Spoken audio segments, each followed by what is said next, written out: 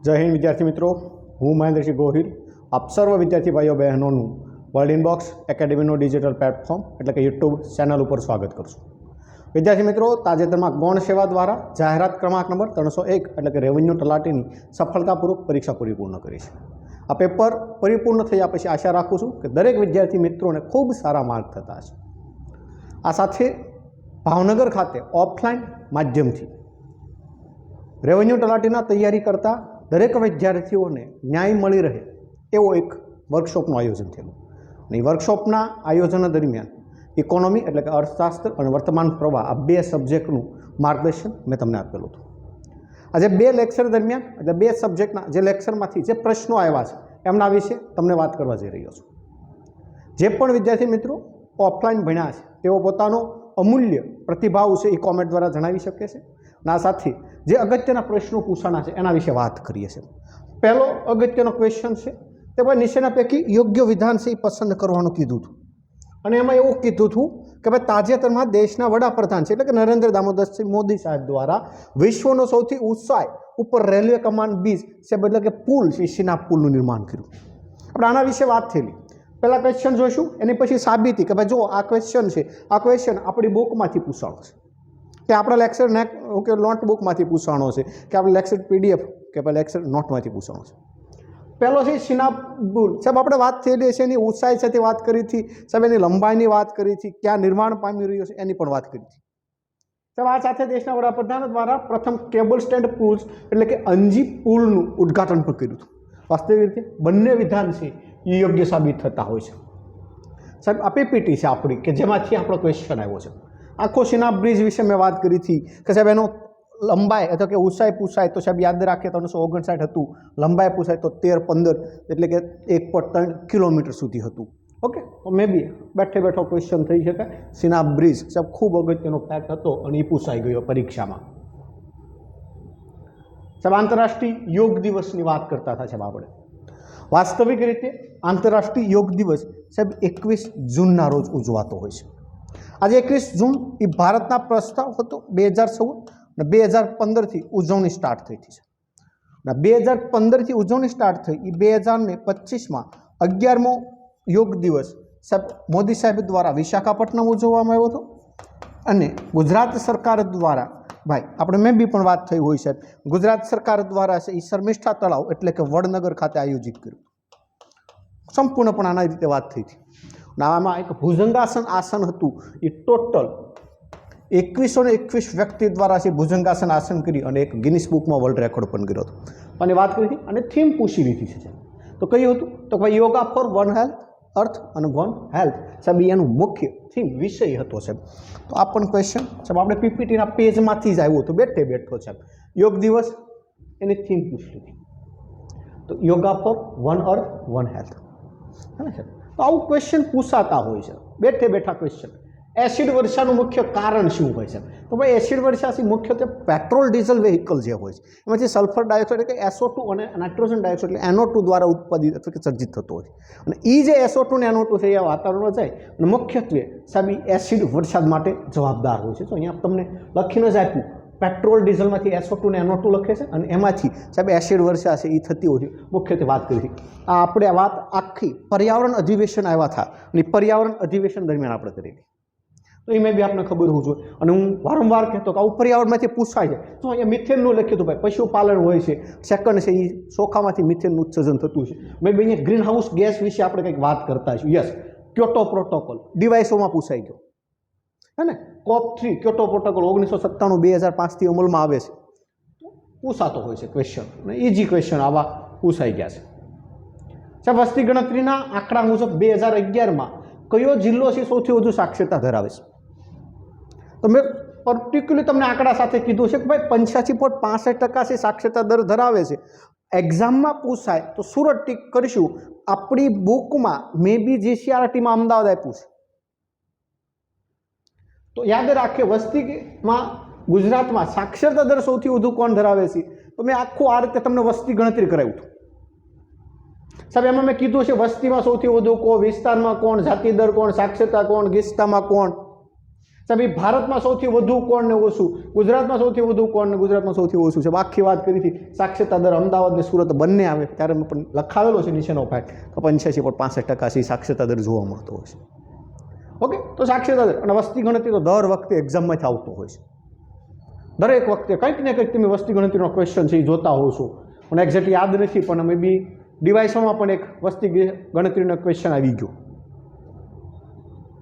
પ્રજાસત્તાક દિવસની બાબતે સાહેબ જૂનું છે હે ને, હું વારંવાર લેક્ચરમાં કહેતો છે કે આ કરંટ તમે જે કરો છો ને સાહેબ એ આજે એક વર્તમાન પ્રવાહ છે, કાલી સિક્કે બની જશે.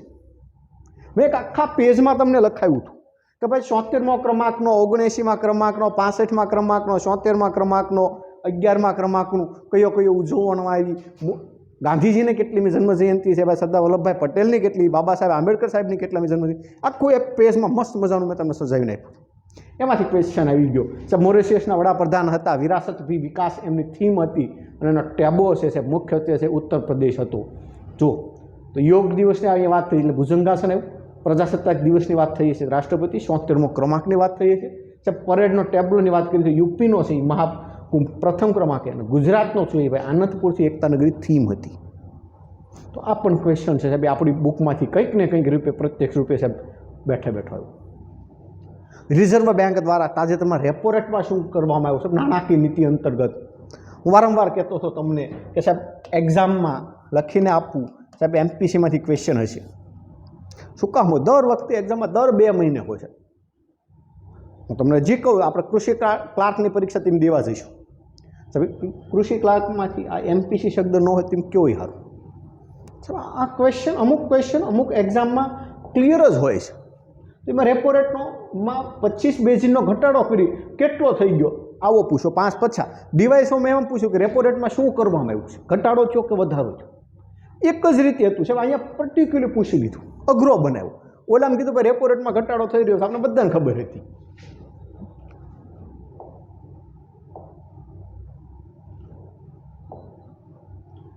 તો જો અહીંયા છે આપણે રેપો રેટ ઓગસ્ટ 2025માં એમપીસી મળી, એમનો જે રેપો રેટ કેટલો, રિવર્સ રેપો, કેશ રિઝર્વ, એસ્યુલાર, બેંક રેટ પૂછાઈ ગયો. ડિવાઇસોમાં કીધું હશે કે ભાઈ બેંક રેટ છે એ લાંબા ગાળાનો વ્યાજ દર છે, ડિવાઇસોમાં ખાલી લાંબો ગાળો છે 10 પસંદ કરવાનો હતો.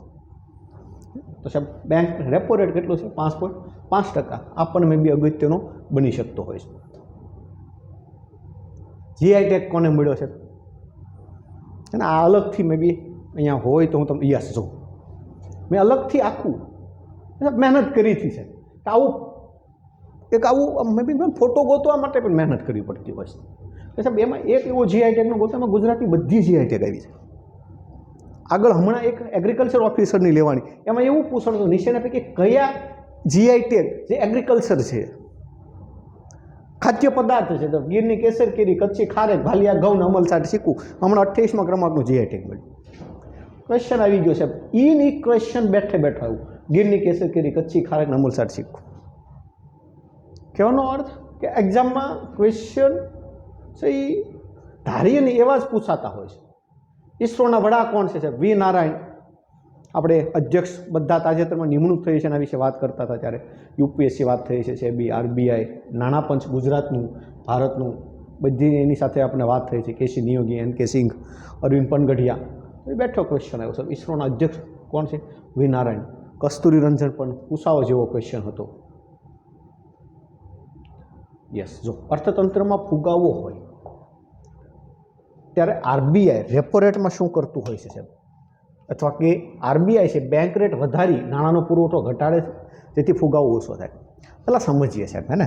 આ ક્વેશ્ચન દર વખતે પરીક્ષામાં આવતો હોય છે અને હેરાન કરતો હોય છે સાહેબ. આપણે એક રેટની વાત કરીએ, રેપો રેટ સાહેબ હાલમાં 6% છે એવું ધારી લઈએ. કોઈ વ્યક્તિ 1 લાખ રૂપિયાની લોન લે છે. કેટલા રૂપિયાની? 1 લાખ રૂપિયા. એની ઉપર એ વ્યક્તિને ઈએમઆઈ એટલે કે ઇક્વલી મંથલી ઇન્સ્ટોલમેન્ટ સાહેબ એપ્રોક્સિમેટલી ધારી લઈએ 600 રૂપિયા આવે છે. કેટલો આવે છે? 600. એની બદલે હવે આ રેપો રેટમાં સાહેબ સરકાર દ્વારા ઘટાડો કરી દેવામાં આવ્યો, 0.5નો ઘટાડો કર્યો, 5.5 સાહેબ. 1 લાખ ઉપર એ વ્યક્તિને હવે કેટલા રૂપિયા ઈએમઆઈ ભરવો પડશે? 550. પહેલાં કેટલું ભરતો હતો? 600. હવે કેટલું ભરે છે? 550. ટૂંકમાં શું થઈ સાહેબ, એ વ્યક્તિની શું થતી હોય છે? બચત. ઇકોનોમીનો કોન્સેપ્ટ છે કે સાહેબ બચત થાય એટલે વ્યક્તિ પાસે બચત થઈ એટલે કે વ્યક્તિ પાસે ઇંગ્લિશમાં કહીએ તો સેવિંગ થઈ.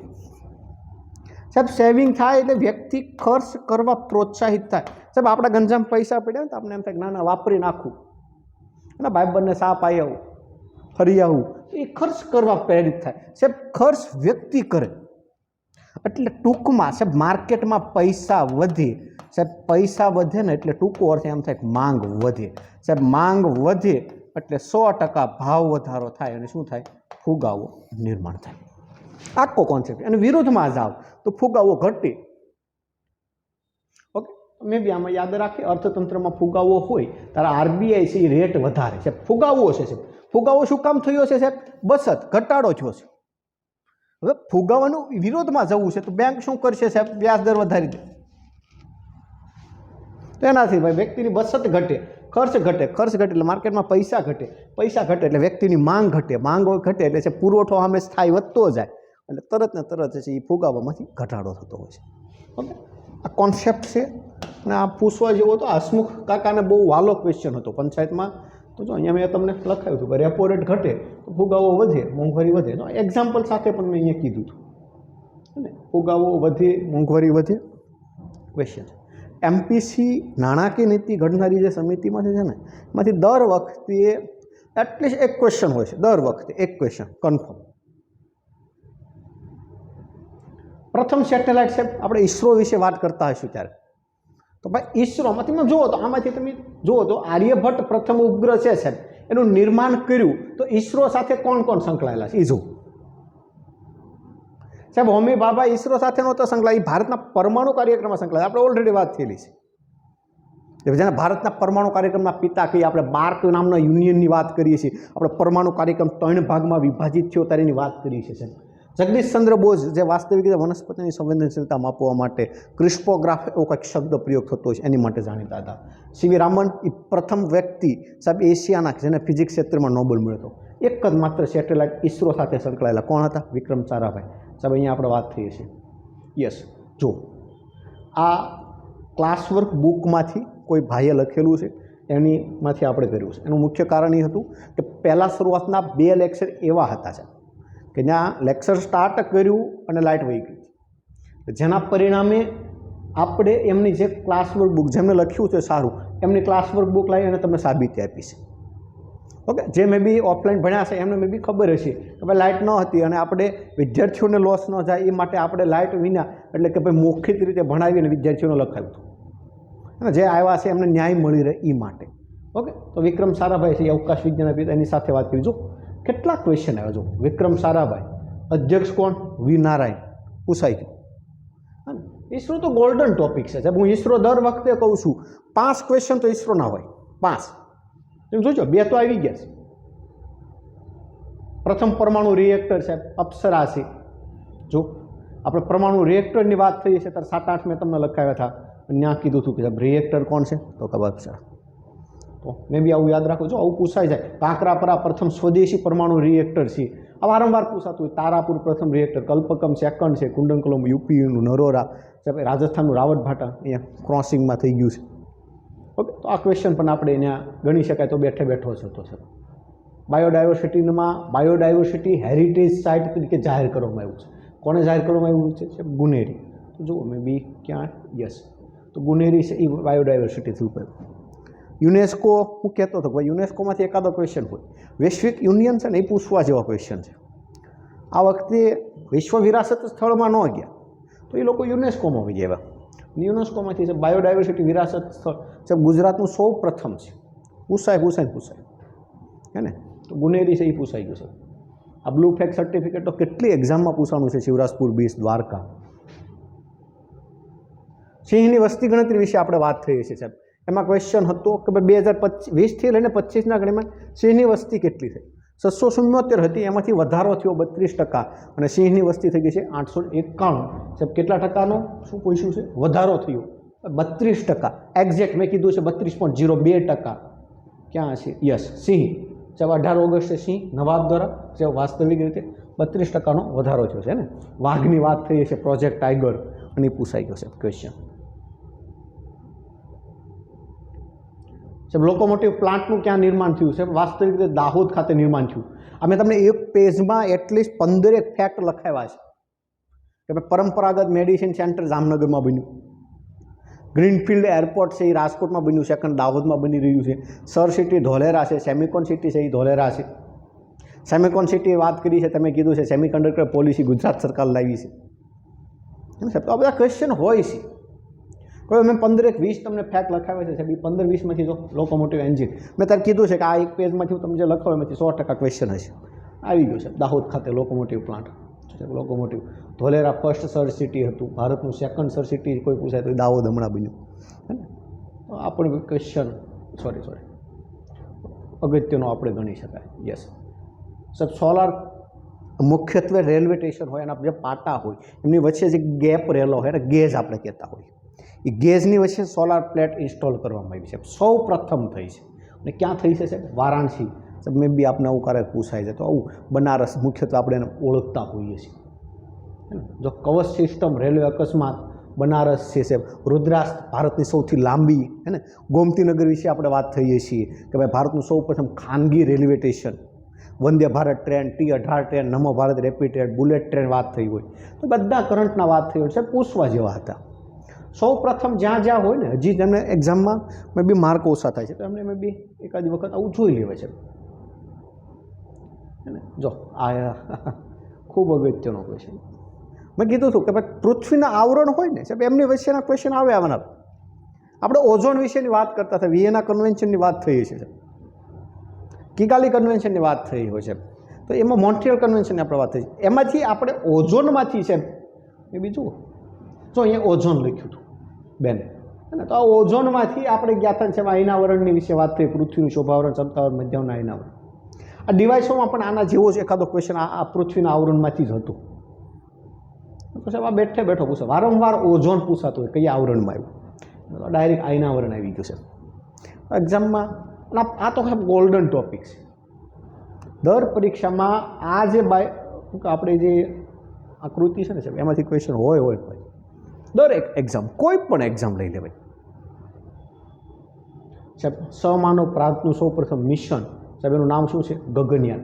ભારતનું સૌ પ્રથમ સમાનવ મિશન છે. જો અહીંયા પૃથ્વીનું આયનાવરણ આપણે જો અહીંયા પણ વાત થયેલી છે સાહેબ. આ પણ ક્વેશ્ચન પૂછવા જેવો અને અગત્યનો. ગગનયાન રોબોટનું નામ વ્યોમમિત્ર હતું, અને સાહેબ ભારતનું સૌ પ્રથમ સમાનવ મિશન છે અને આ પૂછાઈ ગયો છે. પંચાયતી રાજ દિવસ આપણે ક્યારે ઉજવીએ છીએ સાહેબ? હે ને? તો પંચાયતી રાજ આપણે એક સભાસાર નામનો એક સોફ્ટવેર આપણે ભણ્યા છે. જે સભાસાર સોફ્ટવેર છે ને મુખ્યત્વે પંચાયતોની AI બાબતની જે બેઠકો છે એની ઉપર આધારિત વિશ્લેષણ કરવા માટે, જે વાસ્તવિક રીતે આપણે ગ્રામ સભા કહેતા, અને ડિવાઇસોમાં ગ્રામ સભાનો ક્વેશ્ચન આવી ગયો. તો સાહેબ એ ક્વેશ્ચન હતો સાહેબ પંચાયતી રાજ દિવસ આપણે ક્યારે ઉજવીએ ને સાહેબ? બળવંતરાય મહેતા, રિપન, આ બધી વાત થઈ છે. 73મો બંધારણીય સુધારો, સરકારના લક્ષ્યાંક વિશે વાત કીધું. સરકારના લક્ષ્યાંક દર વખતે એક્ઝામમાં બેઠા આવતા હોય છે, હે ને? એક પેજમાં મેં તમને લખાવ્યા છે વિકસિત ભારત ક્યારે બનવાનું છે. જો નેટ ઝીરો એમિશન 2030માં કેટલું, હર ઘર નળ દ્વારા સ્વચ્છ પાણી, જો ડિવાઇસોમાં પૂછાણેલો ફેક્ટ, હે ને સાહેબ? તો દર વખતે આ જે લક્ષ્યાંક છે ને એમાંથી ક્વેશ્ચન આવતા જ હોય છે દર વખતે. એક્ઝામમાં વિદ્યાર્થીઓ ઓછા માર્ક થવાનું મુખ્ય કારણ જ આ છે કે વિદ્યાર્થીઓને પસંદગી કરતા જ નથી આવડતો કયો ક્વેશ્ચન અગત્યનો છે અને કયો અગત્યનો નથી. એ બધું રીડિંગ કરવા જાય છે, બધું રીડિંગ કરવાનું જવામાં એ વ્યક્તિ અટવાય છે, હે ને? તો બી આ પણ અગત્યનું હતું સાહેબ. ઈંધણ ઉત્પાદનમાં રિએક્ટર મુખ્યત્વે પરમાણુની વાત કરી છે સાહેબ. તો પરમાણુ કાર્યક્રમ વિશે આપણે વાત થઈ છે સાહેબ. અને પરમાણુ કાર્યક્રમ ભારતનો 3 ભાગમાં વિભાજિત હતો, મેં એ પણ વાત કરી. દ્વિતીય ભાગમાં સાહેબ એક ફાસ્ટ બ્રીડર રિએક્ટર હતું સાહેબ. જુઓ ને તો આમાંથી એકમાં જ છે તમારે બેમાં થાય. એકમાં ફાસ્ટ રિએક્ટર હતું, એકમાં બ્રીડર રિએક્ટર હતું. પરમાણુ રિએક્ટરમાં થર્મલ અને સ્લો રિએક્ટર નામના પ્રકાર જ નથી. એને નામ ન આવડે એટલે થર્મલ ને સ્લો નાખ્યું, અને તોય મારા જેવા ભૂરા હશે તે એકાદો C D ટીક કરીને બેઠો જાય છે કે ના હવે કરવી એકાદો, હે ને? તો સાહેબ જુઓ આ ફાસ્ટ બ્રીડર રિએક્ટર પ્રેશર જ હેવી વોટર રિએક્ટર હતું ને, એમાંથી પ્લુટોનિયમ મળ્યો.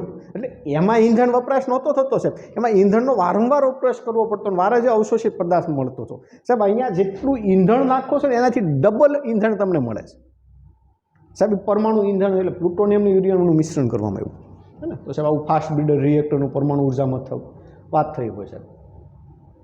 કુસુમ યોજના, કિસાન ઉર્જા સુરક્ષા એવં ઉત્થાન મહાભિયાન, સોલાર પ્લેટ છે એટલે કે મુખ્યત્વે સોલાર પંપ છે ઇન્સ્ટોલેશન માટે છે આપવામાં આવતી એક યોજના છે.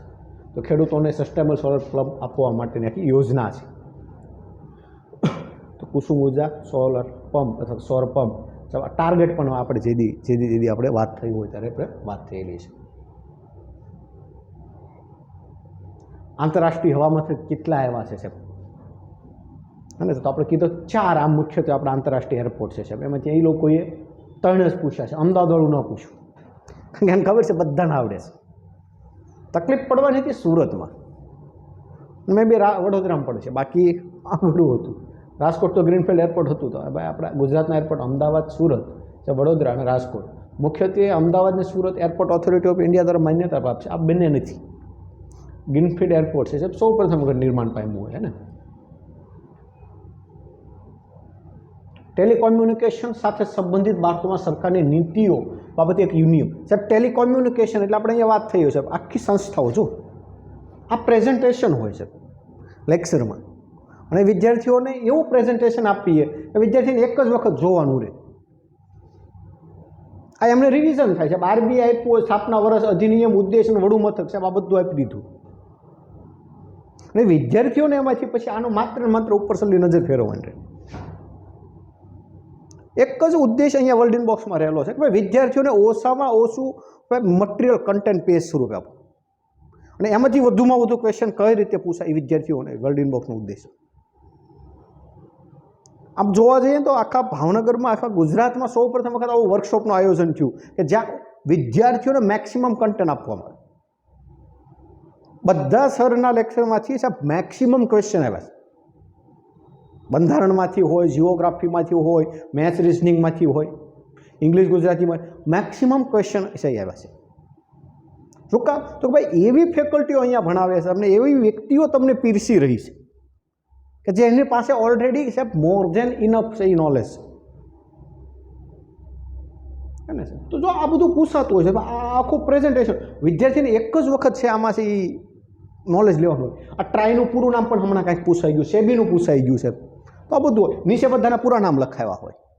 તમને એક જ સાથે અહીંયા બુક આપે. વિદ્યાર્થીઓ હેરાન ક્યાં થાય? સ્થાપના વર્ષના અધિનિયમમાં એનો ઉદ્દેશ શું છે એમાં હેરાન થાય. તો તમને એક જ સાથે અહીંયા પીરસી દેવામાં આવ્યું. સાહેબ નીતિ આયોગનું પૂરું નામ પૂછવા જેવું હતું.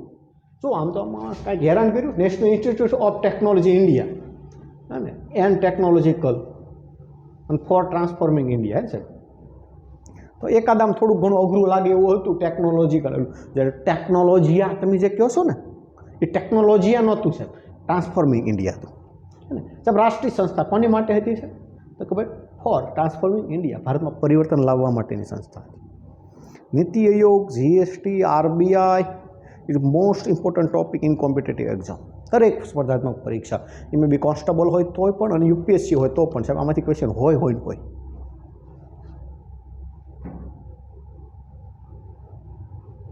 સાહેબ બિન યોજનાકીય ખર્ચ એવા ખર્ચા જે સરકાર માટે બોજારૂપ છે, સરકાર માટે આવકનું સાધન નથી, સરકારને બિનજરૂરી ફરજિયાત કરવા પડે, બોજારૂપ છે. એના આપણે બિન આયોજિત ખર્ચા કહેતા હોય છે. અહીંયા ખર્ચના આપણે પ્રકાર જોઈએ છીએ, યોજનાકીય અને બિન યોજનાકીય. સરકાર માટે સબસિડી હોય, પેન્શન હોય, વ્યાજ, કોઈ દેશ પાસેથી, રાજ્ય સરકાર પાસેથી આપણે લોન લીધી છે અને વ્યાજ ચૂકવવું પડ્યું, તો એ આપણી માટે બિન યોજનાકીય ખર્ચ હોય છે. મુખ્યત્વે સરકાર કે અનુદાન હોય, સંરક્ષણ પાસે થતું ખર્ચ અને પગારને પેન્શન. તો વાસ્તવિક રીતે 3 છે એ વાસ્તવિક રીતે આપણે કેવા હોય છે કે બોજારૂપ હોય. અને ઘણા એમ કે સંરક્ષણ માટે શું કામ? તો સાહેબ સંરક્ષણ માટે સરકાર જે પણ ખર્ચ કરી રહ્યું છે, સરકારને એમાંથી કોઈ આવકનો સ્ત્રોત નથી. આપણે રાફેલ વિમાન લઈ રહ્યા છે ભાઈ 36,000 કરોડના, તો રાફેલ વિમાન ઉડવાથી આવક નથી થતી સાહેબ સરકારને. સરકાર માટે એ બોજારૂપ છે. સરકારની આવકનો એક સ્ત્રોત છે ને એ એમાં જઈ રહ્યો છે, એટલે એને મહેસૂલી ખર્ચ કીધો થશે. અહીંયા આપણે વાત થઈએ છીએ બિન યોજનાકીય ખર્ચ, મહેસૂલી ખર્ચ, બિન આયોજિત ખર્ચ. શ્વેત ક્રાંતિ છે શરૂઆત ક્યારે થઈ? તો એ પણ મેં બી અહીંયા યાદ રાખીએ. શ્વેત ક્રાંતિ 1970માં વર્ગીસ કુરિયર દ્વારા પ્રારંભ થયેલો છે ને સાહેબ. અહીંયા હરિત ક્રાંતિનો ક્વેશ્ચન આવી ગયો છે. છતાં સાહેબ શ્વેત ક્રાંતિ વિશે આપણે 100% વાત કરીએ છીએ. વર્ગીસ કુરિયર સાહેબ છે એ દ્વારા પ્રારંભ થયેલી છે એ શ્વેત ક્રાંતિ છે. વાસ્તવિક રીતે વર્ગીસ કુરિયર અને એમની સાથે છે એ ત્રિભુવનદાસ, આ બંને વ્યક્તિઓ દ્વારા છે એ શ્વેત ક્રાંતિમાં કંઈક અલગ કરવામાં આવ્યું હતું. અને એમની અમૂલ નામનું એક યુનિયન બનાવ્યું હતું, આનંદ મિલ્ક યુનિયન લિમિટેડ. 1970માં એક ઓપરેશન ફ્લડ એટલે કે દૂધ ઉત્પાદન માટે સાહેબ સંકળાયેલી એક ક્રાંતિ હતી. આની સાથે સાહેબ એ આખો ક્વેશ્ચન છે એ આવી ગયો છે ને. તો જો અહીંયા મારે સમજવા ફેર થયું છે શ્વેત ક્રાંતિ 1970, મારે હરિયાળી ક્રાંતિનો ક્વેશ્ચન છે એ એડ થઈ ગયેલો છે. બાકી શ્વેત ક્રાંતિ આપણે 100% વાત થઈ હોય. મારે અહીંયા સમજવા ફેર એક ક્વેશ્ચન થયેલો છે. ઉજ્જવલા યોજના બાબતે કઈ યોજના હે સાહેબ, શું કામ પૂછાણી? તો અહીંયા થોડુંક નીચે આવું તો તમને એક્ઝેક્ટ આઈડિયા આવી જાય. સરકાર પાસે તો હજારો યોજના છે, નથી ઉજ્જવલા જ શું કામ પૂછ્યું? તો ભાઈ ભારતનું 100% સાક્ષર રાજ્ય બન્યું મિઝોરમ. કઈ યોજના અંતર્ગત બન્યું? ઉલ્લાસ. સાહેબ ઉલ્લાસ યોજના આવે એટલે એની જેવી 2 યોજના આવે, એક ઉજ્જવલા અને એકનું નામ છે સાહેબ ઉજાલા યોજના. આ વાસ્તવિક રીતે ઉજાલા બંધ થઈ ગઈ સાહેબ, બંધ થઈ ગઈ એટલે ડિવાઇસમાં પૂછાઈ ગયો એલઈડી બલ્બ, CFL બલ્બ અને એલઈડી બલ્બ હે ને સાહેબ. તો ઉજ્જવલા યોજના મફતમાં એલપીજી એટલે કે લિક્વિફાઈડ પેટ્રોલિયમ ગેસ, આનો પણ કંઈક ડિવાઇસોમાં હતો, કંઈક મિથાઇલ મલકેપ્ટન એમનો ગેસ જેની વાજ ધરાવતો હોય ને. એક્ઝામમાં પૂછવાનું મુખ્ય કારણ ઉલ્લાસ યોજના પૂછાય ને તો જે તૈયારી કરવાળો હોય છે એમ 90% આવડે. જો ઉજ્જવલામાં વૈયા જાય તો સાહેબ બધાને બધી ડૂલ થઈ જાય એ કન્ફર્મ. અર્ધન્યાયિક સંસ્થાઓ કહીએ સાહેબ, આપણે સંસ્થાઓ વિશે વાત કરી છે. અમુક વૈધાનિક સંસ્થાઓ હોય, બંધારણીય હોય, નિયમનકારી હોય. સાહેબ અર્ધન્યાયિક કઈ આવે? સંઘ અને જાહેર સેવા આયોગ. વાસ્તવિક રીતે અર્ધન્યાયિક નથી સાહેબ, અહીંયા નથી એમ કીધું. શું કામ? તો કે આ 312 અંતર્ગત 315 અંતર્ગત છે આની ઉદ્દેશ અથવા કે જોગવાઈ છે સાહેબ.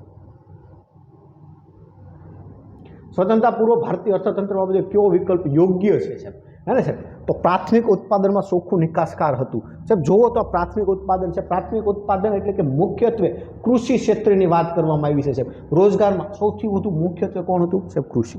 એટલે ભારતનું સાહેબ વાત કરવામાં આવે તો સ્વતંત્ર પૂર્વની વાત છે હે સાહેબ. હાલમાં કહેવામાં આવે તો પાછું અલગ થાય, તો છે પાછું સાહેબ હાલમાં કહેવામાં આવે તો સેવા ક્ષેત્ર થઈ જાય 50% છે.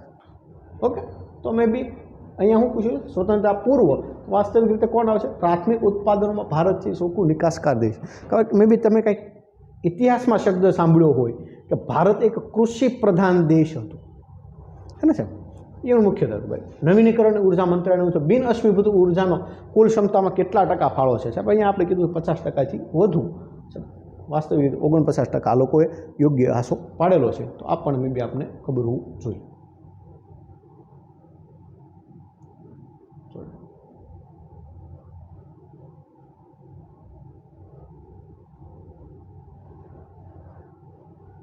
ઓકે, તાજેતરમાં એક હાઇડ્રોજન બોમ્બ હોય છે. વાસ્તવિક જે પરમાણુ બોમ્બ હોય એનાથી અલગ એક હાઇડ્રોજનનો ઉપયોગ કરીને એક બોમ્બ જેને બનાવ્યો છે બિન પરમાણુ સાહેબ, અગનગોળા જેવો કોઈ પરમાણુ બોમ્બ બનાવ્યો તો એ દેશ કોણ છે? ચીન સાહેબ. એમને કયો બોમ્બ બનાવ્યો છે સાહેબ? તો વાસ્તવિક રીતે ચીન દ્વારા બ્લેકઆઉટ બોમ્બ બનાવવામાં આવ્યો સાહેબ. એ બોમ્બ છે સાહેબ બ્લેકઆઉટ બોમ્બ. અહીંયા આગળ આવશે. ચીને બ્લેકઆઉટ બોમ્બ બનાવ્યો સાહેબ. એ શેનાથી બનેલો છે? ગ્રેફાઇટનો બનેલો બોમ્બ છે હે ને સાહેબ. બિન પરમાણુ ગ્રેડ છે સાહેબ. બારૂદની બદલે શેનો પ્રયોગ કર્યો છે ચાઇના દ્વારા? તો કે ભાઈ ગ્રેફાઇટનો પ્રયોગ કરવામાં આવેલો છે સાહેબ. એક રાજ્યમાંથી બીજા રાજ્યમાં હોય તો જીએસટીના પ્રકાર જોઈએ છે સાહેબ. સ્ટેટ જીએસટી રાજ્યનો છે, સી જીએસટી કેન્દ્રનો છે, યુટી જીએસટી કેન્દ્ર શાસિત પ્રદેશનો જીએસટી છે, આઈટી જીએસટી સાહેબ એક રાજ્યમાંથી બીજા રાજ્યમાં એટલે ઇન્ટર ટેરિટરી જીએસટી વિશે પણ આપણે વાત થઈ હોય છે. રાફેલની વાત થઈ છે સાહેબ. રાફેલ આપણે કોઈ આ દેશ પાસેથી લઈ રહ્યા છીએ તો રાફેલ ફ્રાન્સ પાસેથી લઈ રહ્યા છીએ. તો રાફેલ સાહેબ ક્યાંની સાથે આવે? મહત્વપૂર્ણ સંરક્ષણ કરાર તો કે ભાઈ ફ્રાન્સ સાથે. સાહેબ કૃષિ ક્ષેત્રમાં આપણે કોની સાથે સુધારા અથવા કે અંતર્ગત એમઓયુ કર્યા છે? તો ઇઝરાયલ દેશ સાથે આપણે એમઓયુ કર્યા છે. જો ઇઝરાયલ અને ઈરાન વિશેના સંઘર્ષની આપણે વાત થઈ છે ત્યારે મેં કીધું છે રાજધાની જેરુસલેમ પવિત્ર ભૂમિ કહેવાય. બેન્જામિન નેતન્યાહુ ત્રીજી વખત વડાપ્રધાન બને છે, પ્રેસિડન્ટ બને છે સાહેબ. એ સૂક્ષ્મ સિંચાઈ અને ખેતી પ્રધાન દેશ છે. અહીંયા જો કંઈક ક્વેશ્ચન જળ વ્યવસ્થાપન કાર્યક્ષમ એ શબ્દ ખબર પડે. કાર્યક્ષમ જળ વ્યવસ્થા એટલે કે સૂક્ષ્મ સિંચાઈ પદ્ધતિ છે. પાણીનો સહી કાર્યક્ષમ ઉપયોગ કરો. કયો દેશ છે સાહેબ? ઇઝરાયલ. એલિમેન્ટ કરતાં જ આવડી જાય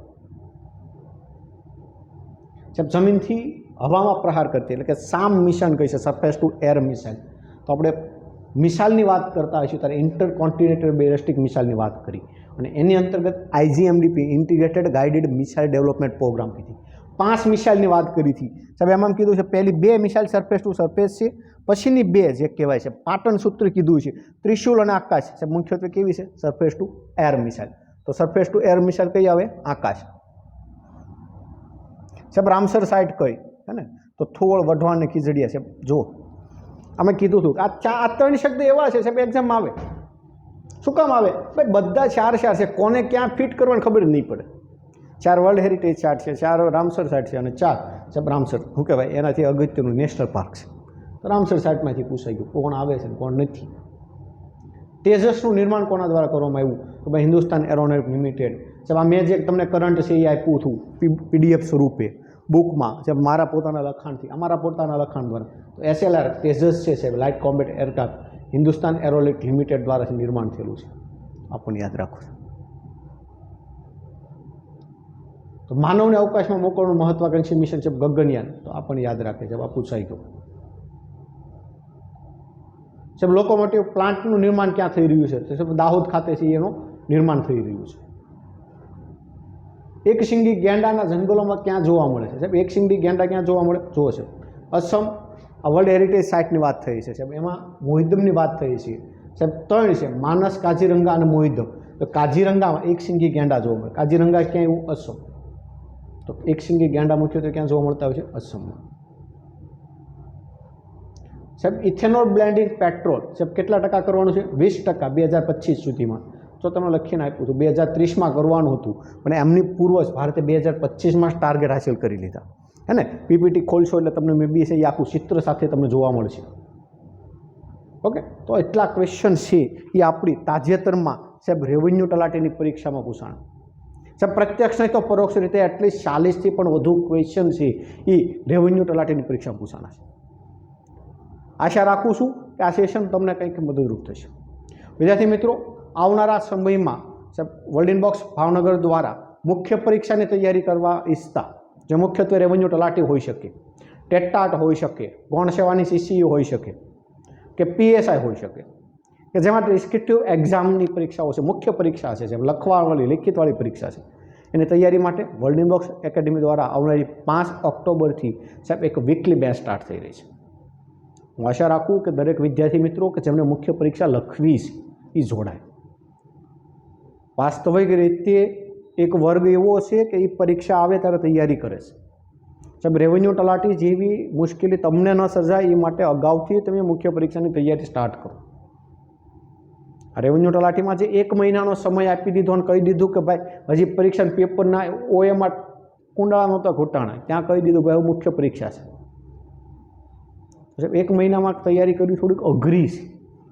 હું એમ નથી કહેતો કે અશક્ય છે, અઘરી છે થોડી. તો એ માટે હું દરેકને વિનંતી કરું કે તમે મુખ્ય પરીક્ષાની તૈયારી અત્યારથી જ તે તૈયારી કરો, પ્રારંભ કરો. ઓકે તો એટલું રાખીએ છીએ. જય હિન્દ, જય ભારત.